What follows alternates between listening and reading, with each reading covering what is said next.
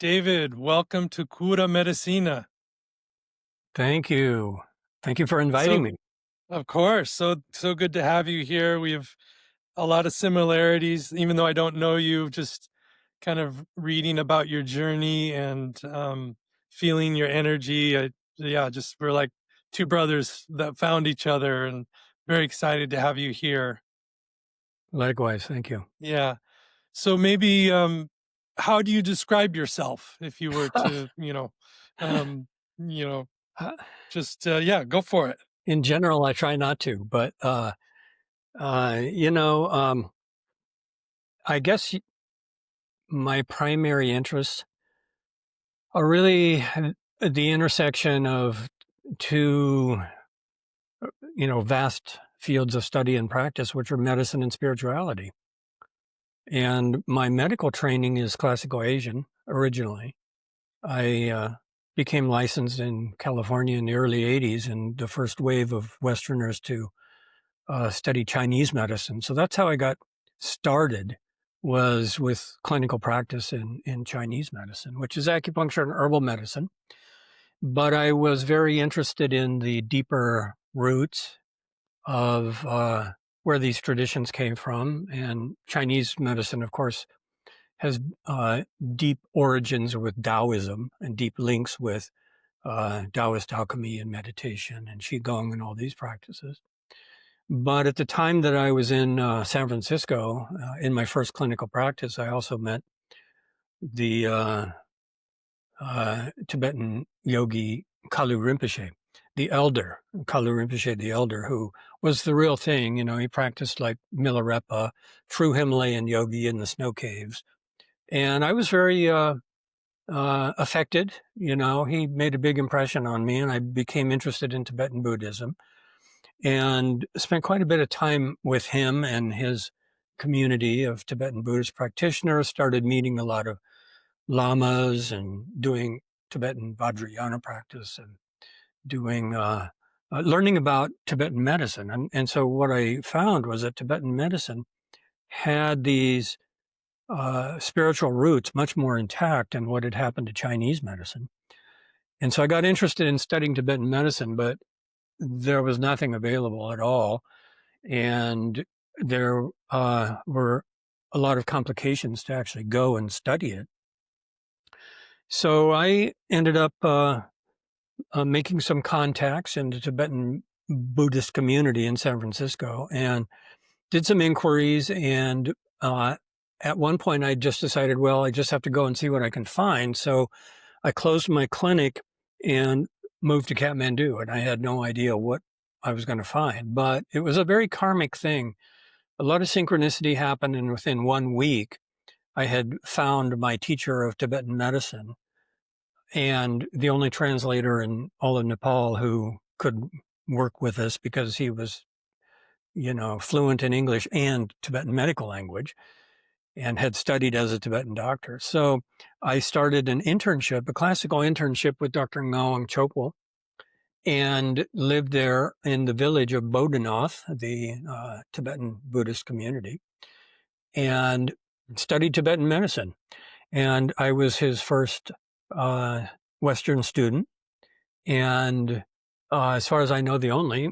And I stayed 1 year the first time and then went back many times, studied a total of almost 3 years with him on and off, and also met a total of 10 teachers in Kathmandu. The other 9 were Ayurvedic practitioners. And so I had the good fortune of actually having a really classical kind of internship training. This is back in the 80s, and there was nothing like that here. And this was even before the internet. And so I was spending time with my teachers and their students, like the lamas, actually harvesting herbs and chopping roots and making medicines and things like that. And it was a real classic kind of education.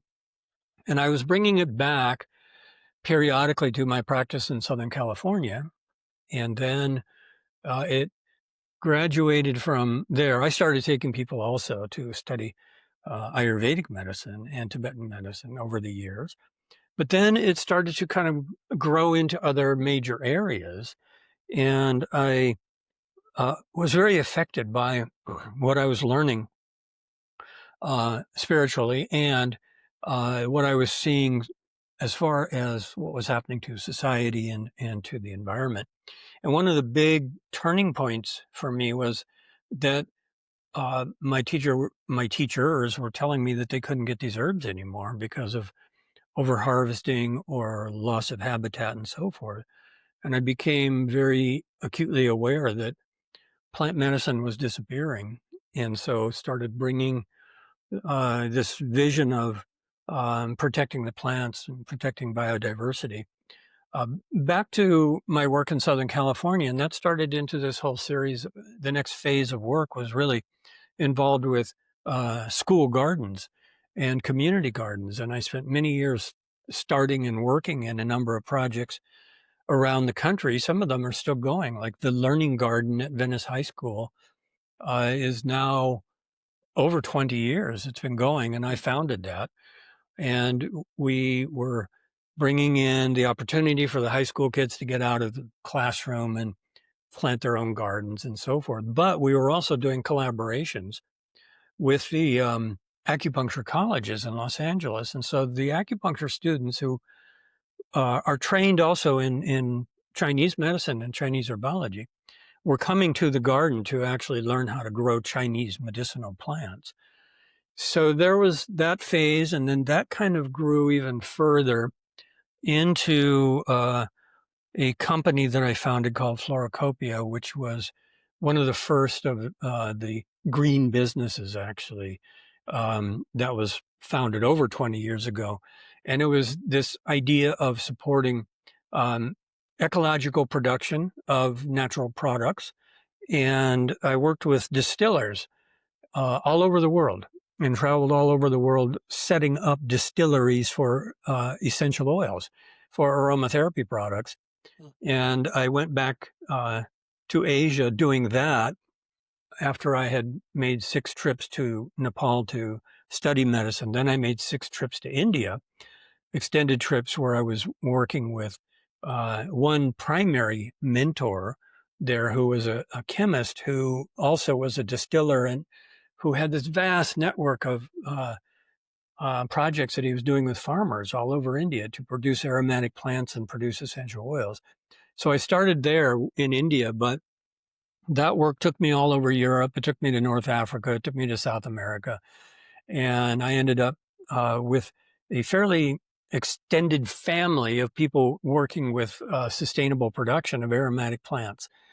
And then that all sort of came together. And then in the last few years, what I've been really focusing on is in my teachings and my medical practice, which is now all telemedicine, I am really focused on going back to these roots of how classical medicine and herbal medicine have always been entwined together, which is everywhere in every culture. And in my studies of Tibetan medicine, I saw it, the recitation of mantras while making the Tibetan medicines. Mm. And of course, everywhere they use ritual and ceremony and visualization and invocation and prayer and song and so forth to plant the medicines, to harvest the medicines, to make medicines, to use medicines and so forth.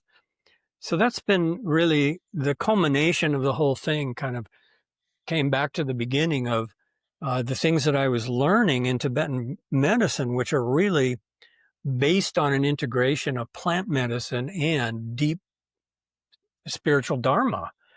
Like in Tibetan medicine, one of the earlier things that I learned was about Tibetan embryology, how consciousness incarnates, and therefore Tibetan medicine includes all of these different dimensions of Dharma teachings. Like in the Tibetan embryology system, they're actually talking about things from the Kala Chakra Tantra of how the subtle elements of the mind project themselves into the outer elements of nature and so forth. And so Tibetan medicine was a really good place to see the deepest level of integrating plants and spirituality together.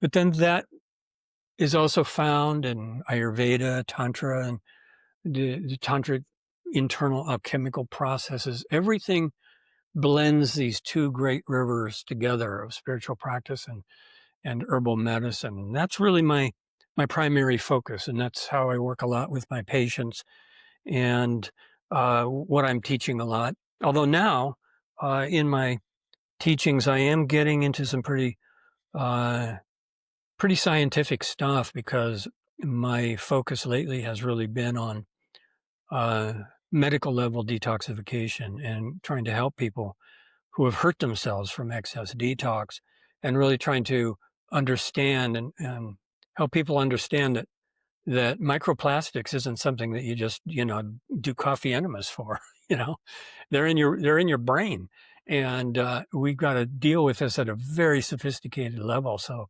I'm spending a lot of time researching and teaching about these toxins now, microplastics and endocrine disrupting compounds and heavy metals and particulate matter from wildfire smoke. And these are becoming increasingly urgent, complex issues in clinical practice that are really fascinating to study because there's so much research coming out now. There's a ton of research about this stuff at the biochemical level. They're researching what actual compounds from plants can turn off the pro-inflammatory phase of the microglia in the brain, for example, to protect itself from microplastic particles. So now it's kind of come full circle, and I'm really into the deeper scientific research right now, and teaching all this stuff. So that's a pretty long answer, actually. So This is a beautiful answer, and thank you for doing all that work. mhm. I wanted to just travel a bit back in the story to Bodanath, which is such a meaningful place for me. Nice. Done a lot of time in around that stupa in Right. Nice. Bodanath, and I would love for you to describe being an intern with the Tibetan doctors and maybe go through, you know, as if you were, at their side and they were receiving a patient. Mhm. What, how do they receive them? How do they decide on, the remedies or the prayers or the mantras? Yeah, I'm just kind of interested in that. Great. Yeah, I wonder if we ever crossed paths in Bodanath. Maybe we were circumambulating the stupa on the same full moon one time. So, We might have been. Yeah. yeah, maybe. So, I'll tell you how I first met Dr. Chopal. When I got to Kathmandu the first time, this was in 1987, my first visit there. I had no idea about anything there. And I just went from the airport to Bodanath. And that's all. I just took a taxi and got off in Bodanath. I had no idea what to do or anything. I eventually found a place to live, but within probably 3 days, I was sick. And that's because, of course, the Kathmandu Valley is heavily contaminated and a lot of environmental pollution, but everybody gets sick when they go to Nepal. And I had a pretty serious respiratory infection in my first week there, which, that kind of started everything off.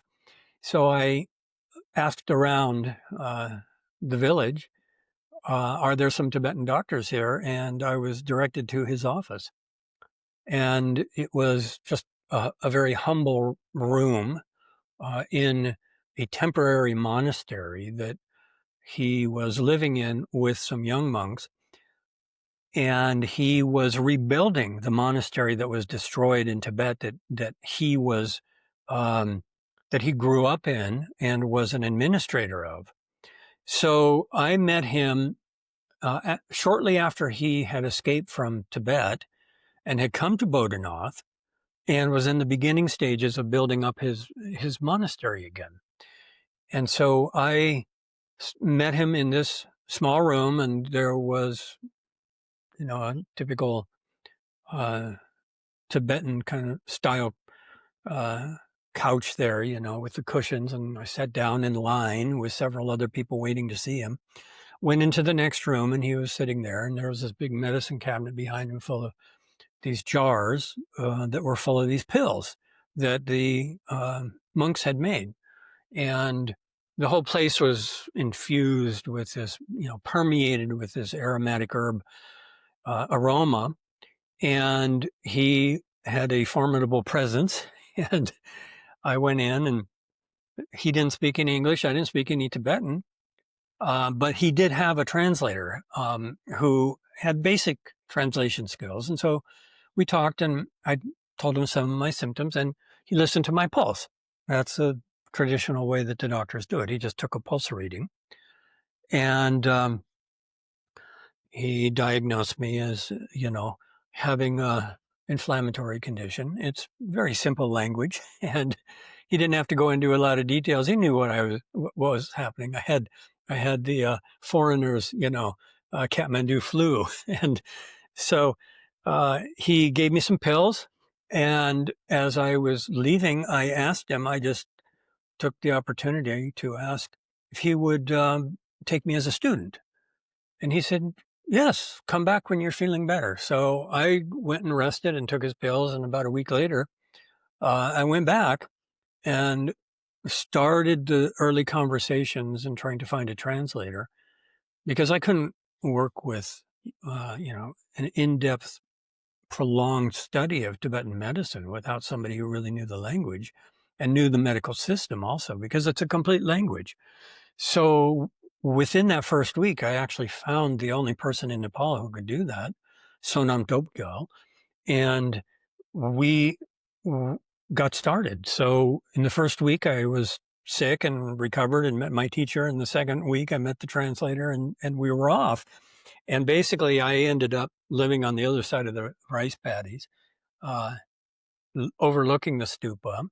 And I would walk about 15 minutes across the rice paddies every season. Every single day, I would go to the monastery, and I would sit with Dr. Chopra and with Sonam, and he would give me teachings and give me lectures, and we would have conversations. And then people would come in, and he would read pulses, and we would talk about the herbs and the formulas. And he basically gave me a very comprehensive step-by-step classical training in a lot of the same ways that the Tibetan students get, which is that we started with the medicine Buddha. And the first tanka in that series of 70 tankas that make up the entire Tibetan iconography. And so I was trained from that system, that classical system. And he had some old scrolls that he had brought with him out of Tibet, and we would study those. And he had all these other books on his shelf that he had procured, these classic Tibetan books with, the manuscript, they're basically like leaves, piles of leaves between two covers. And he would go through these, and we would study the formulas, and he would tell me what they're for and the plants. And so I got involved in a very extensive translation project, because all he could tell me was the Tibetan name of the plant. And then I had to go and research, well, what is this? And at that time, there was no internet. And so I ended up investing in a huge library and spending a lot of time doing this kind of ethnobotanical research to find out what these Tibetan medicines were. So I was bringing this back to Southern California periodically, and I would bring these medicines back as I learned how to use them. And I also had some adventures when I was there, because I made a good friend of a young Nepali man who was also very interested in all these subjects. That was his life. And he took me all around to meet all these yogis and these temples. And, we traveled extensively in different places of Nepal, and met some alchemists. And at one point, we actually stayed up in the mountains in a small village, and I had a clinic, and people would just come, and I would take these medicines from my teachers, from both Dr. Chopra and from other Ayurvedic doctors. I would just take these medicines and do like a free clinic situation up there. to just give things away, help people out. It wasn't a high level of medicine, but it was like simple things, for digestive problems, and everybody's got digestive problems in Nepal. So that's a little bit more about the environment that I was in. Beautiful. Did he, in the West, we think about plants, but we rarely talk about the spirit of the plant. So in many of the traditions in South America, all plants have a spirit. Hmm. And their view is that the real power and the healing modality of the plant comes also through the spirit of the plant. I'm Right. just wondering if he ever spoke to you about the spirits of the plants. Well, that's a really interesting question, and it gets into some real fascinating dimensions of plant medicine. Um, Tibetan medicine in general doesn't describe it that way. But what they do describe is the interface between consciousness and plants. Okay. And the way that they describe it, for example, is um, consecrating pills. And so, therefore, I saw medicine making with consecration of medicine. So it's well understood that the plants receive energy, that the plants contain prana and chi, and that they um, are a kind of intelligence that acts in the body.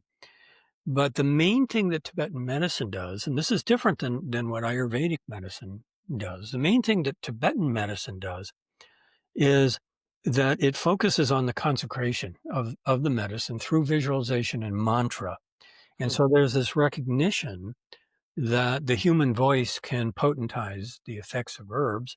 And of course, that's where, the similarity with the South American practices is the use of song during the ceremonies, that the human voice changes the effect of the medicines.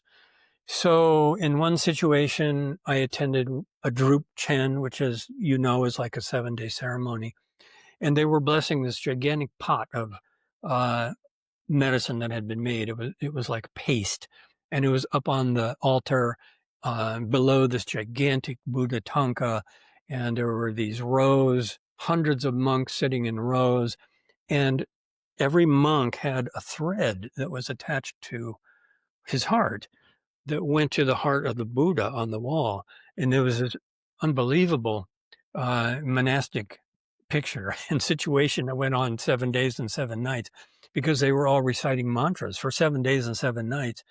And the mantra, the vibration of the mantra was going from the heart chakra through the thread to the Buddha. And then the Buddha was blessing the Amrit, the Dutsi.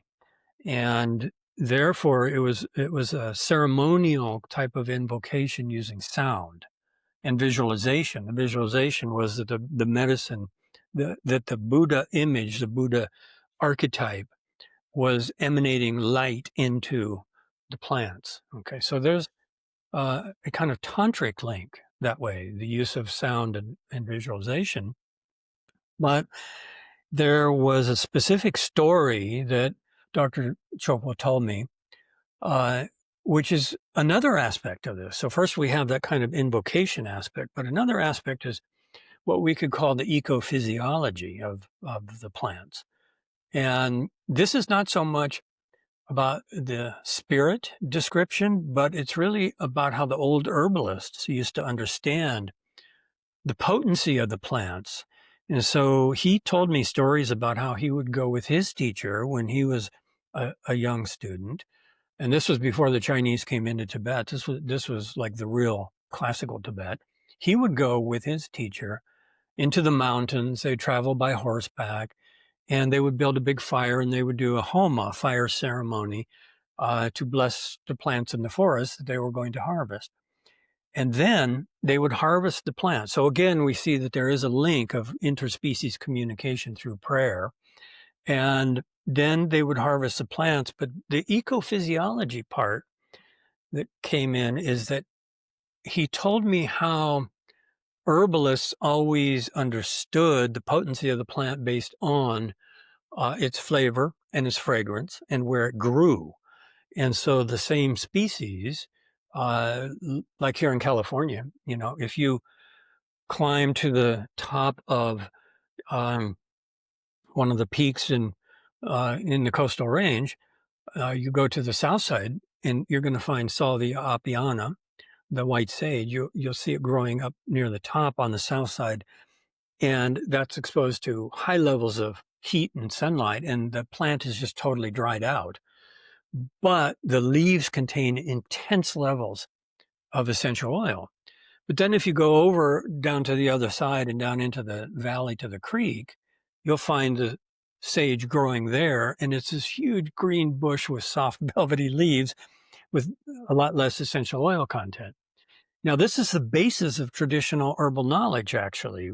They weren't doing gas chromatography. They had to do everything organoleptically, by Organ smelling and tasting. And so that was an aspect that's kind of related to your question.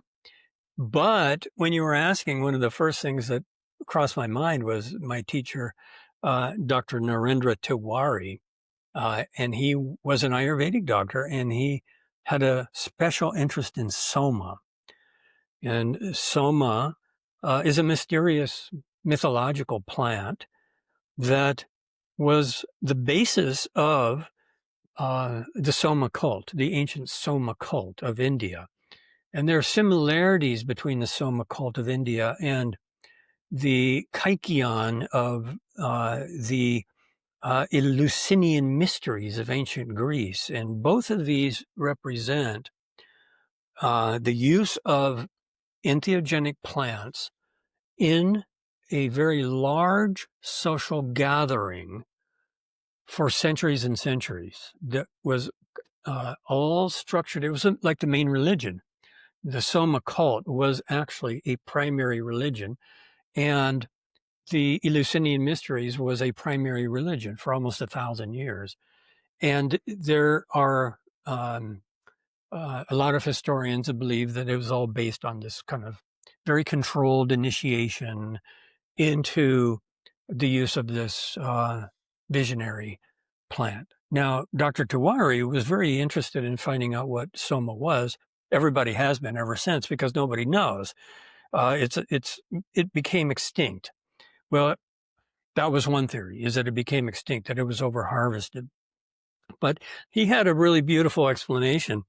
What he said, what I think it is, I think that Soma became invisible and that only people of spiritual purity can see it now. So he had a pretty mystical relationship to that particular plant, and he told me a lot of potential species that it might be, and he told me about all of these plants that behave very unusually that could be Soma, and and he said, well, there's an entire class of herbs that you can't find them unless they want you to find them. And if you go looking for them, they won't be there. But if they want you to take them, they'll become visible. So we have all of these kind of mystical things that are very much part of Ayurveda and the Vedas, and that's because it's very closely linked to Tantra, which is very magical. And then Tantra and the Vedas all come, well, the Vedas specifically come from Soma originally. The earliest Veda, the earliest written Vedic manuscript is actually the Rig Veda. And in the Rig Veda, the earliest part of the Rig Veda is the Soma Mandala, a collection of 100-something hymns, chants, songs to Soma. And that's the earliest scriptural religious writings in the world. That's something I find really intriguing, that the earliest religious writings were actually songs to an entheogenic plant. So yes, all of these things are woven in, but they're just kind of woven in differently than certainly, the South American, the Amazonian and the shamanic traditions. But there's a lot of very old roots of shamanism that are woven into Tantra in India for sure. Yeah, I was thinking when you were talking about the invocation, when we made, for example, when I went down to the jungle, we made hape, which is one of their plant medicines with tobacco. And so we participated in the making of that hape. And the whole time that we were preparing it, there were prayers and songs, and it was very ritualistic. And I know that all those prayers were going into that particular um, to the production of that medicine. And as you know, many shaman, when they're making ayahuasca or other brews, they're singing to the brews, and of course, in the ceremonies they sing. So it's very similar, right? They're using their voice to activate. And I loved what you said about and then the visualization of the connection to the Buddha, right? To really bring in the divine realm into those prayers, which is usually what we're doing with prayers anyway. We're bringing the heavenly down, or we're bringing up to the heavenly. So, so many similarities. And one thing I want to ask you, I was listening to this Lama about a month ago, this Tibetan Lama, and he mentioned in this talk that traditionally there were three ways in Buddhism. The first one was through meditation, the second one was through dreams, and the third one was through Soma. And I had never heard any kind of plant path described within the Tibetan lineages. And I just wonder if you had ever heard that as a traditional path in Buddhism. Well, that gets a little um, complex because the word soma has so many different levels of meaning. Soma means this plant, this extinct or mysterious unknown species of plant that was the basis of a cult that uh, has a lot of evidence was an entheogen. I mean, the experience that people were describing was that they were drinking this and becoming immortal. And Yeah. that was actually information that got out from that region. The Soma cult actually became famous in the old world because people were hearing about these people becoming immortal. And they were writing these scriptures about it. I mean, that's what the Soma mandala of the Rig Veda says. I have drunk the Soma and entered the Mhm. light. I have entered the realm of the gods and have become immortal. I mean, they were writing things like that. And so, of course, people were interested. And there's some very plausible historical links between the rumors about the Soma cult getting out and the Taoist alchemists in China getting really interested in finding Soma. And so actually the Soma cult of India stimulated a whole bunch of self-experimentation trying to find Soma in India, in China. And one of the things that came out of that was something like reishi mushroom, the mushroom of immortality, which doesn't have the same psychoactive effects, but it's a mushroom of longevity. Now, that's just one level of the word soma. Now, there's another level of soma, which is used in Ayurveda, which crosses over into Tantra. And that's where the Tibetan Vajrayana Buddhism practices also can refer to soma. And this is a kind of a multidimensional meaning. So in Ayurveda, there are two celestial bodies, two primary celestial bodies that control everything in the biosphere of the earth and our physiology, and it is manifest in our body, and that is sun and moon. Okay, and so our body is designed in the image of sun and moon, which is the biorhythms of the daily cycle, the diurnal cycle of the sun, and then the monthly cycle of the moon. But this is also manifest in our autonomic nervous system because solar is, the sympathetic activation, the heat of metabolism, whereas parasympathetic is lunar, cool. All right. And so Ayurveda developed this polarity to a very high degree. And it's an example of medical cosmology. It's basically how Ayurveda as a medical system was based in a cosmological vision. And so Agni is the sun, Soma is the moon.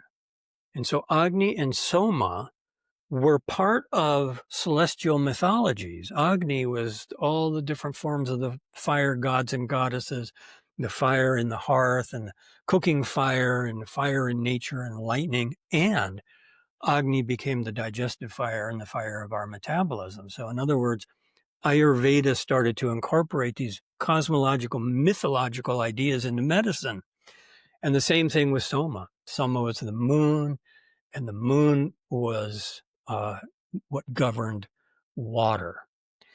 And of course, we know that the moon has a gravitational effect on the ocean, but the moon has a special relationship to plants also. And therefore, we start to see that the term soma as moonlight has a special relationship to plants. And plants in general are said to contain soma.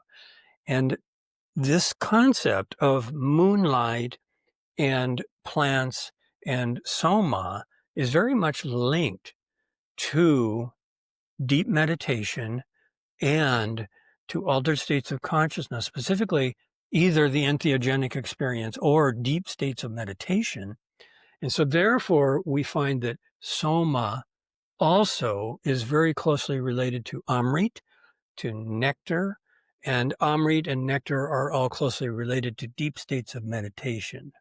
And so therefore, the term soma, which this Lama may have been referring to, is the practice of the activation of the inner soma.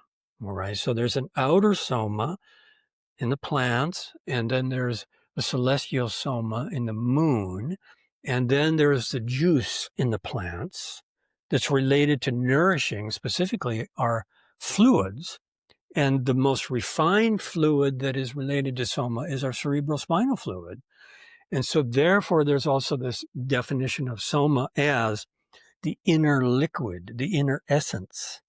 Okay. And so when we look at soma at that tantric level, what we find is that it's related to the secretions of brain chemistry in deep meditation, basically, and that it has a lot to do with the links to the Kundalini and raising the attention and the focus, releasing from the lower chakras and entering into uh, the brain, basically, and the cerebrospinal fluid. So soma also means that.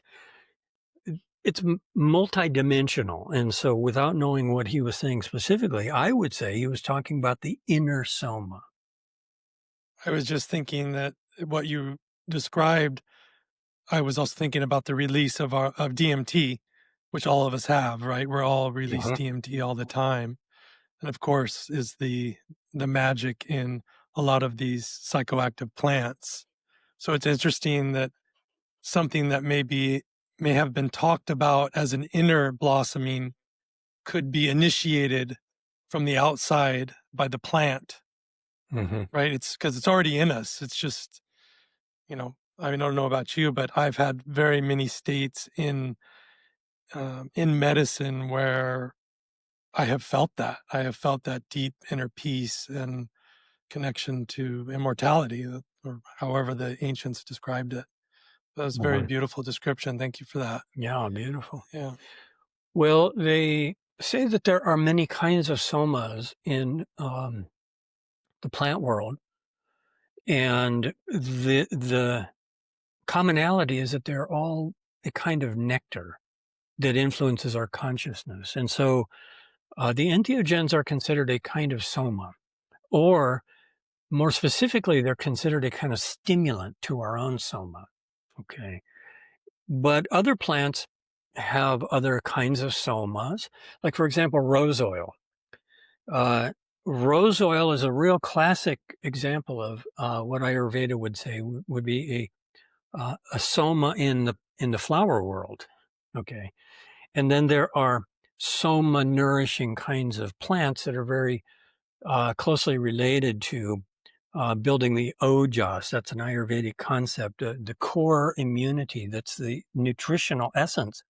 Nutritional essence is liquid, okay? And nutritional essence is very closely related to the fluid of the nervous system, the cerebral spinal fluid. And so these branches of medicine are all closely related. Rasayana, rasa, the juice, that is that which rejuvenates us. Rasayana, rejuvenation therapy, is very closely related to nourishing our inner soma. And then there are these plants that are rich in soma.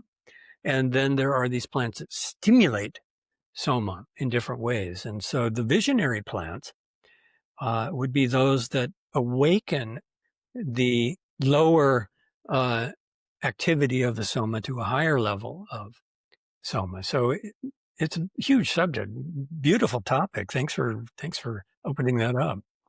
Of course. Yeah. People need to talk more about this. Yeah.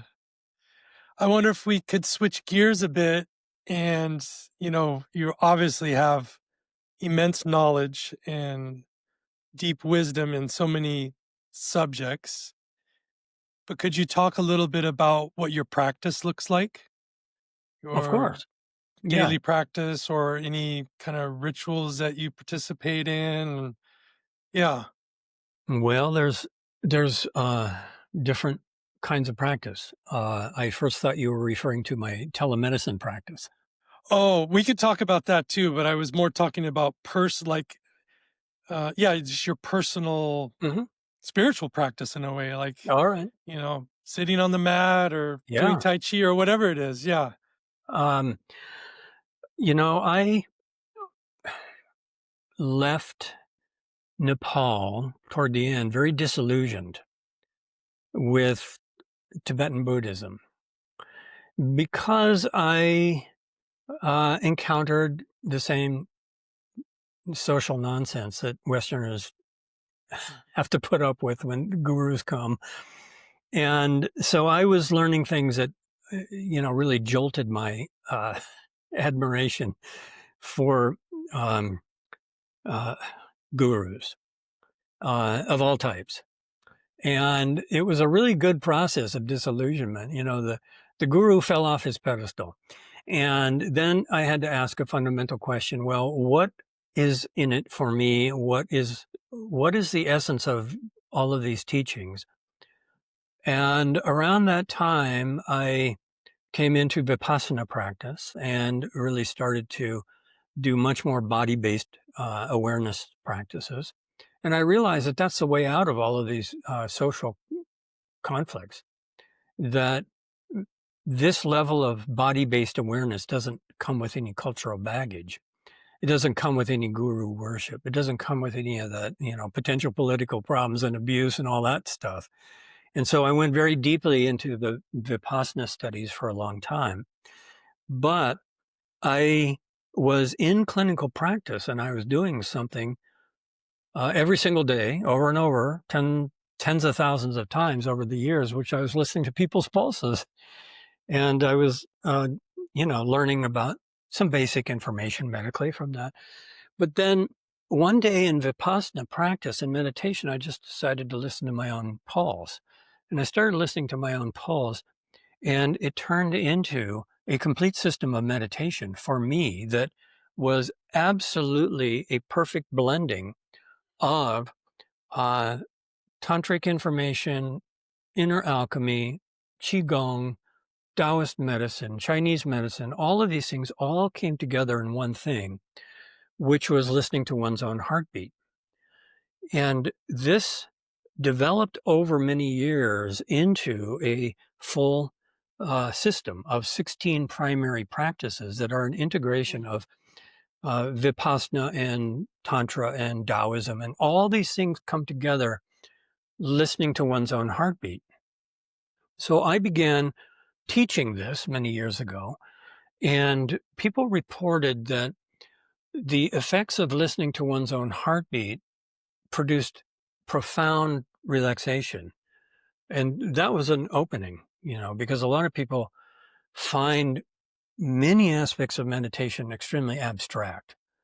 And this was something that could take them directly into a focused meditative state, even more so than watching the breath, or even more so than watching the body sensations.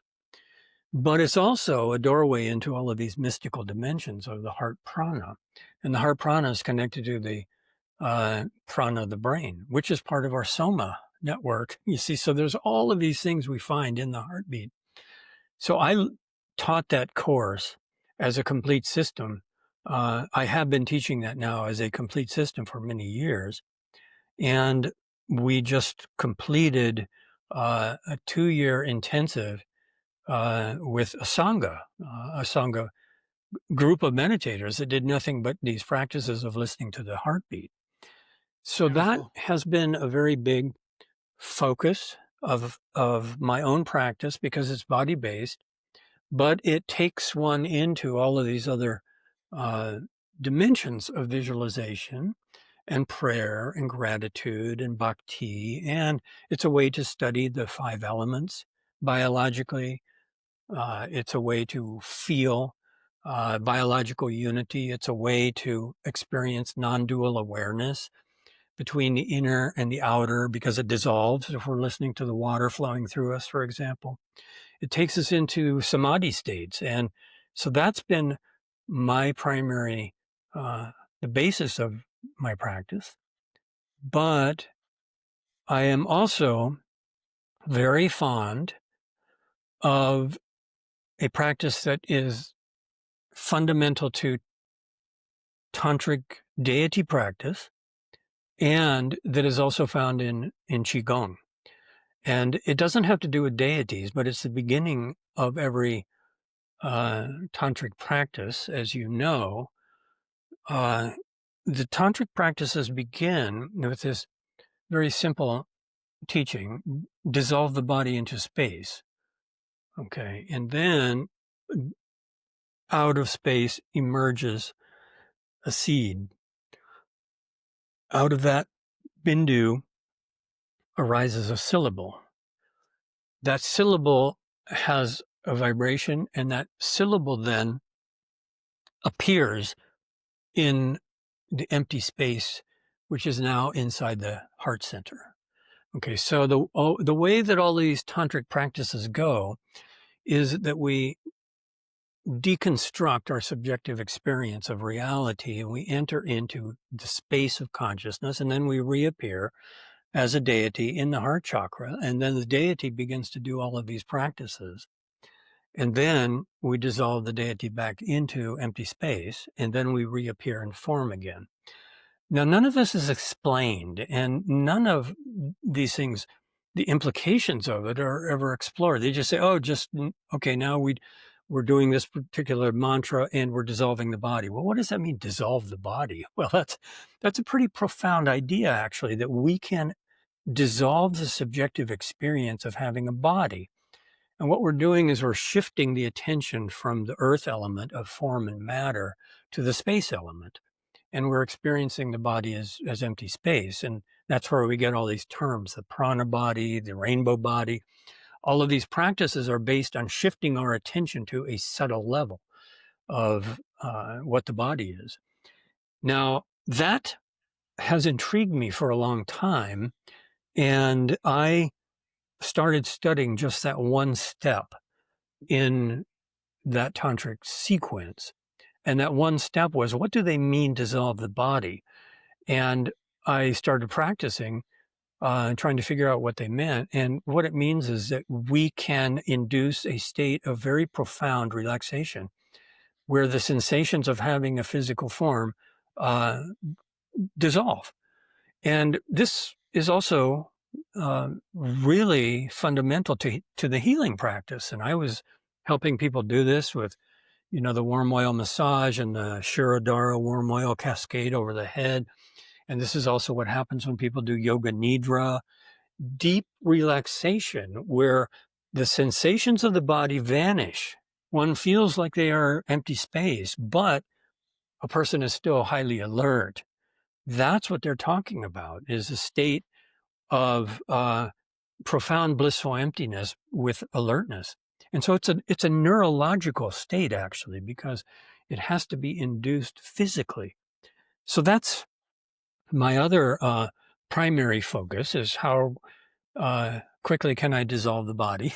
And I'm particularly enchanted or intrigued by a method of breathing that comes from Taoism. And Taoism, the breathing methods of Taoism are very different than the breathing methods of uh, say Kundalini yoga, which Kundalini yoga uses a lot of very intense, forceful kinds of breathing. But Taoism uses very, very gentle breathing. And so the method that I like is called Xing Qi breathing, which means follow the qi, follow the qi. And all that means is that you make yourself comfortable, sort of semi-reclining, and you watch every breath very, very carefully, but you also enhance the relaxation as it goes deeper and deeper and deeper. And the sign of accomplishment that they describe with this breathing technique is that the bones dissolve into clouds. And so Mm. I like that state. So that's the answer, is I have those basic practices that I do. And thank you for asking. Beautiful. Could you give us just the beginner's pulse meditation if people at home wanted to try a quick beginners 101 on how, what is your technique, where, where you put your hand and what do you think Right, right. about? Yeah. Okay, well, I will give you lessons number 1 and number 2. Okay. Lesson number 1 is called Finding the Pulse. And this is simply learning how to identify the pulsation at the wrist. And so this is the classical method of pulse diagnosis, where you reach around your wrist and you put your index finger at the crease of the wrist, and then your middle finger on the radial artery, and then your ring finger a little bit further up the arm from that. So it's 3 fingers in a row on the radial Hmm. artery at the wrist. And if you just press on that, you can feel the pulsation. But another nice way to do it is to put your thumb on the wrist, which means that you have your hand upside down and then you put the thumb underneath it. And Mm, that way you can listen to the pulsation at the wrist and also rest your hands in your lap in meditation. mm, But the idea is that you find these different ways of feeling the pulse, and the primary pulse is at the artery of the wrist. But with training, we can actually learn how to feel the heartbeat throughout the entire body, because it is pulsing throughout the entire body. It's just very, very subtle. So we start by just focusing the mind on the sensation of the pulse at the wrist. And we pay attention and we notice that the pulse is arising and dissolving and arising and dissolving. And then we can go into quite a bit of detail with that, or we can notice that the pulse wave has 4 phases, that it arises, and then there's a peak, and then it dissolves, it subsides, and then there's a pause. And those correlate to the phases of the heart contraction and relaxation. Now that's the first lesson, but that's actually an extensive lesson. Learning how to feel the pulsation of one's own heartbeat is an extended practice. But then the next practice, which everybody needs, is called presence and self-love. And this is based on a very simple observation that our attention is energy. Our attention is prana. The mind is prana. The mind is chi. Or more specifically, the field of consciousness is a space-like field of prana and chi, and our attention is that which focuses it. And so we go to the classical Qigong method, which is called Yi Dao, Qi Dao, where the mind flows, Qi flows. That means wherever we put our attention, Qi goes there. So now what we do is we listen, we create a triangle of 3 points. The first point is we're listening to the pulse at the wrist, and we put our attention there. We focus our attention, and we recognize that our attention is energy, and we recognize that we are focusing our field of consciousness on this one spot. But the second point of the triangle is actually the brain, because our attention comes from the brain, and the brain focuses our attention. And so the brain is looking down at the wrist. And so we establish the second point of the triangle. The brain is paying attention, and the brain is what organizes the field of consciousness into a neurological system. And then it focuses the attention moment by moment. So the brain is focusing the prana and the chi of attention onto the pulse. And then we place the attention on the third point of the triangle, which is the heart and the chest itself. And generally we can't feel that, but we can visualize it. We can imagine it. And so now we have created a triangle of the brain and the heart and the pulsation at the wrist. And we simply hold our attention in this triangle, and we notice that, okay, I'm paying attention, I'm feeling the pulse at the wrist. And the pulse at the wrist is a reflection of the heartbeat in the chest. And so what this is doing is it's actually directing prana and chi into harmonizing heart and brain together, and we're feeling this at the wrist. Now, the reason that this is called presence and self-love is because our attention is our presence. And if we are present, then we are directing energy. And if we are paying attention to something, then we are present with it. Now, in our society, unfortunately, there's this tremendous emptiness of human contact, and people feel great loneliness. And they don't get the kind of presence and attention that they need from the people that they need it from. And so one of the things that we can say about presence is that presence takes time, and presence is energy, and presence is our attention. And therefore, if we are giving someone our energy and our time and our presence, that's an expression of love. And so therefore, what this practice does is that it takes our attention and it puts it on our own heart. And we learn how to pay attention to our own heart as if we were being present with someone. And for a lot of people, this is a total revelation. I've never paid attention to my own heart. And so therefore, we simply go back over and over again to this triangle. The brain is paying attention to the heart, and the brain is paying attention to the heart, and we're feeling the heart pulsating at the wrist. And I am spending time paying attention to my heart. And this is a phenomenal thing for a lot of people. They never have paid any attention to themselves at this level before. So from this, a lot of people have found some deeper kind of emotional nourishment and taken time to be with themselves. A lot of people, they'd never have time to be with themselves at all. They're always giving their attention to other people, other circumstances.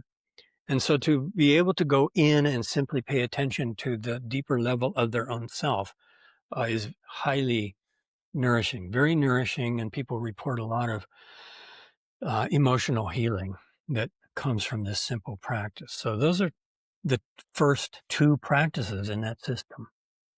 So powerful. I love it, brother. Love it so much. I'm going to incorporate it into my practice. Thank you so Thank much you. for that. Thank you. Yeah. So if somebody wants to get in contact with you and have a session, what does that look like? What kind of things do you specialize in, or yeah. Well, my practice now is telemedicine. I was in clinical practice for almost 30, more than 30 years actually, doing acupuncture and herbs and Ayurvedic treatments and so on. But now it's telemedicine. And people can find the details of what I do on my site. And so if I could just give that, that explains everything. It's crowconsultations.com, just like it sounds, CROW, consultations, plural.com. And there is a page that is about the type of medicine that I practice.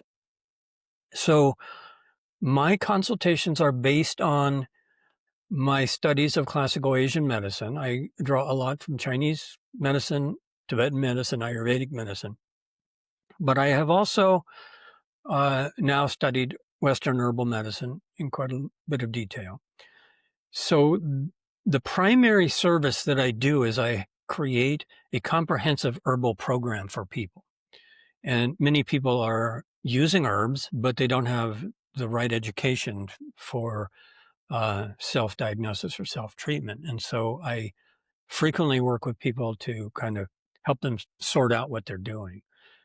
I also do some pretty high-level medical advocacy, I guess you could say, and deal with complicated problems because many people have to make some pretty complex decisions about medical issues.